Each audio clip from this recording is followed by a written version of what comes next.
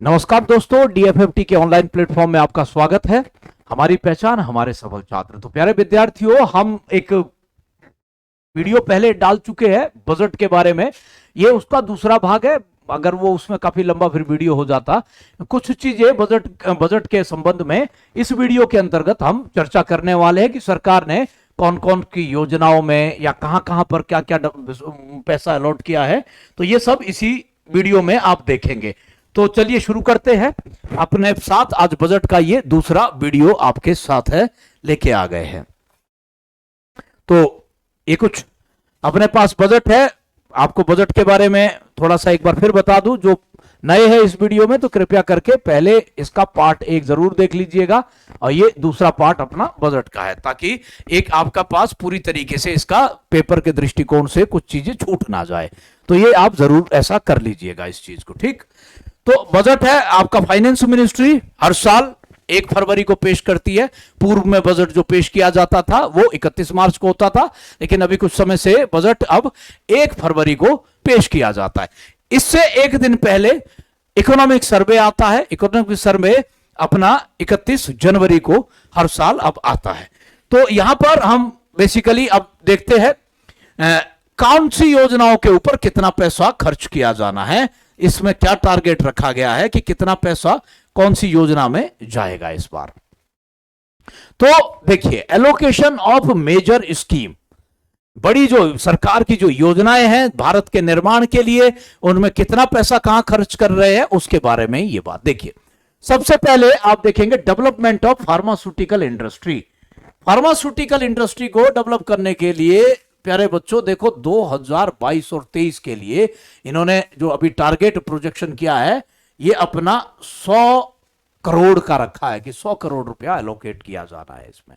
आगे ये 23 और 24 फिर आगे का और आगामी वर्ष के लिए जो इन्होंने किया है कि ये बढ़ा के कितना कर देना इनको, ये बहुत बड़ा जंप आने वाला है। इसमें 1250 करोड़ रुपया खर्च करने जा रही है सरकार।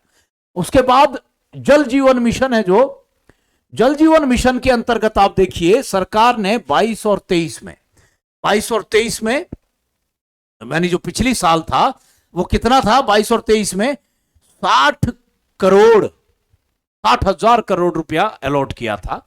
और 23 और 24 में इस साल उसके लिए कितना रखा है, 70,000 करोड़ रुपए का उन्होंने प्रावधान किया हुआ है। किसके लिए? जल जीवन मिशन योजना। एकलव्य मॉडल रेजिडेंशियल स्कूल है। हालांकि अब ये पता नहीं सरकार ने क्या हिसाब से करा है। मेरे हिसाब से तो ये स्कूलों का इंफ्रास्ट्रक्चर इतना अच्छा है नहीं है। अब शायद पैसा कुछ बढ़ा दिया है तो शायद सुधर जाए, वरना ये बहुत खस्ती हालत में कई राज्य के अंदर।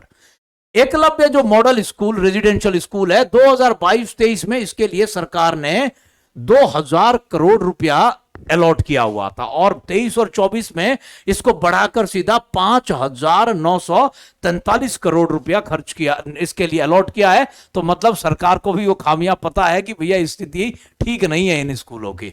तो इसके लिए काफी हम देख रहे हैं इस एकलव्य मॉडल रेजिडेंशियल स्कूलों की योजनाओं के लिए काफी अच्छे मात्रा में पैसा अलॉट किया गया है। प्रधानमंत्री आवास योजना है। तो अपने देश में अभी आवास बन ही रहे हैं, आप जानते ही है।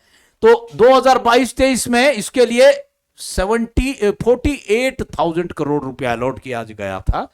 और अभी 23 और 24 में इस साल में जो इसके लिए अलॉट किया जाना है पैसा, वो अपना 79,590 करोड़ रुपया अपना किसके लिए है, प्रधानमंत्री आवास योजना के लिए ये पैसा अलॉट किया गया।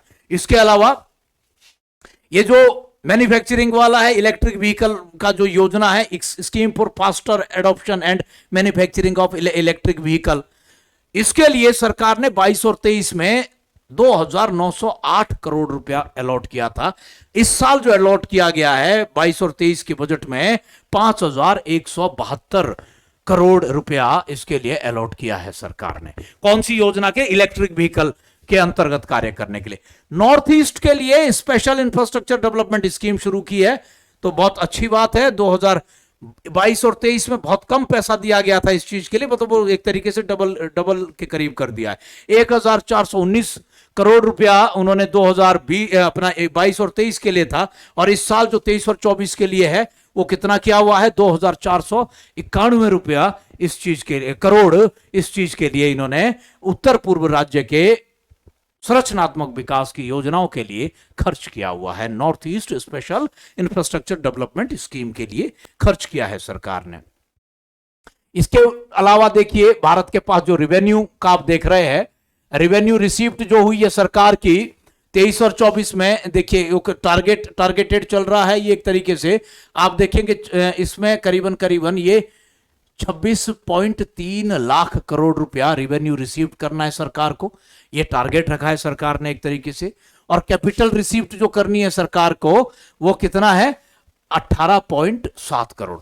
अब रेवेन्यू रिसीव्ड के बारे में ध्यान रखिएगा, रेवेन्यू मतलब बेसिकली सरकार राजस्व प्राप्तियां, वो बेसिकली टैक्स है। टैक्स दो प्रकार के, नॉट टैक्स मतलब अपने ये डायरेक्ट टैक्स और इनडायरेक्ट टैक्स है। कैपिटल रिसीव्ड में तो दो चीजें आप समझिएगा, कैपिटल रिसीव मतलब या तो सरकार की लायबिलिटी बढ़ेगी या उसकी एसेट्स कम होगी, है ना। या तो लायबिलिटी, उसका दायित्व, लायबिलिटी घटती है या उसके लायबिलिटी बढ़ती है या उसकी एसेट्स घटती है। तो उसमें भी सरकार कुछ ज्यादा हेरफेर नहीं कर रही है। आप देख रहे हैं पीछे उसे धीरे धीरे ही कुछ करना चाह रही है। मेरे हिसाब से अगर सरकार शायद इसमें डिसइन्वेस्टमेंट भी करेगी तो इस साल उसको ज्यादा बड़ा मेजर वो प्राइवेटाइज ऐसा कुछ करने वाली नहीं है। तो बहुत स्लाइड सा कुछ अंतर देख रहे हैं आप, बिल्कुल ही कम है, तो कुछ ज्यादा करने वाली नहीं है इस चक्कर में भी। अभी रेवेन्यू एक्सपेंडिचर है तो खर्चा कहां कहां हो रहा है, तो खर्चा 35 लाख करोड़ रुपया रेवेन्यू एक्सपेंडिचर में है, इफेक्टिव कैपिटल एक्सपेंडिचर में इसमें कुछ ज्यादा सरकार खर्चा करने वाली है। 13.7 अपना लाख करोड़ रुपया इसके ऊपर खर्च करने वाली है। तो ये बेसिकली रिसीव्ड और एक्सपेंडिचर है बेसिकली सरकार के बजट के कंपोनेंट में। इसके अलावा हमारे पास डायरेक्ट टैक्स प्रपोजल है।